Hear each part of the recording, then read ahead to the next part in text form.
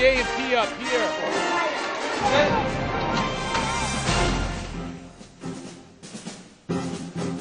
Welcome to Freedom Watch Afghanistan. I'm Sergeant Jeremy Ross. While testifying before the Senate Armed Services Committee yesterday, Secretary of Defense Robert Gates said up to 3 additional combat brigades will likely be available to deploy to Afghanistan in the coming spring and summer. He said those troops are not available right now without significant changes to deployment patterns or by changing tour lengths. Yesterday's discussion of force levels came after pledges by President Bush and NATO leaders to boost the number of troops in Afghanistan. The U.S. will deploy a Marine battalion in November and an Army combat brigade in January. France has already sent an extra 700 troops, and Germany is seeking to add 1,000 troops to their force this fall. Poland has plans to send 400 more soldiers to the country. Secretary Gates warns that additional forces alone will not solve the conflict in Afghanistan. He says security is just one aspect of the campaign, along with development and governance. 4 months ago, it was just an idea and a bare patch of gravel. Airman First Class Gina Mulder says that now, the Lighthouse coffee shop is a relaxing environment where troops can enjoy a cup of joe 24 hours a day. Over 200 troops showed up to the grand opening of a 24-hour coffee shop called the Lighthouse. The night started off with a barbecue and music, and once the tape was cut, the coffee house was opened for business. Thank you all very much, and I'm glad I got to have the first cup. Inside, guests find free coffee, tea, and cappuccinos.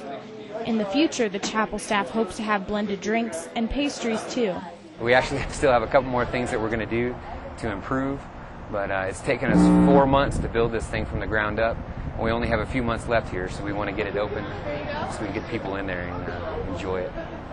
The supplies for the Lighthouse were received as donations from churches and coffee houses back in the States. Right now, everything is being given away for free, but that's only as long as supplies and continuing donations can support it. Besides coffee, troops can come here to watch a football game or play some Xbox. It's nice to be able to kind of get away from work a little bit and do something that makes you forget you're in Afghanistan.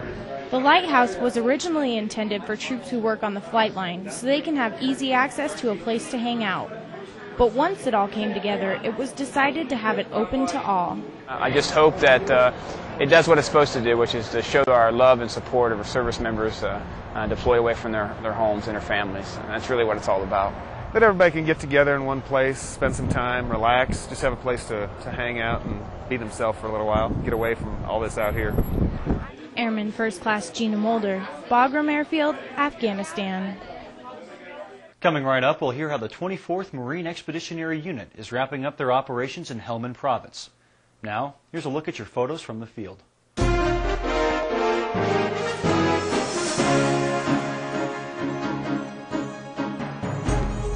The Army UH-60 Black Hawk helicopter serves as the backbone of the Army's airlift capability. It's used for a variety of missions including medical evacuation, air assault, personnel transport, and airlift. It also provides rapid access to remote bases that rely on them for most of their supplies and mail.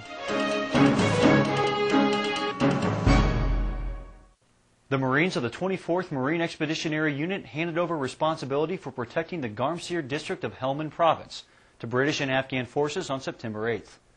So while they're no longer conducting offensive missions, they're still on the ground working to cement relations between the locals and coalition forces.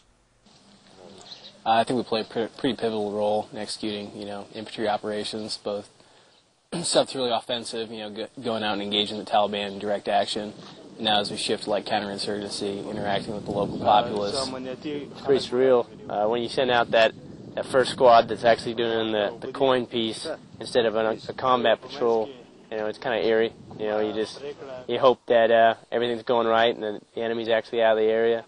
Pretty much, right now we're maintaining security on the areas we're responsible of, our areas of operation. And then we just filter out. We're trying to maintain a pretty consistent presence out in the area so the civilians know that we're there. We're maintaining security. So, they're not as inclined to, if the Taliban try to, re-infiltrate the area, they'll come and alert us of their presence. That's it for this edition of Freedom Watch Afghanistan. I'm Sergeant Jeremy Ross. Have a great day.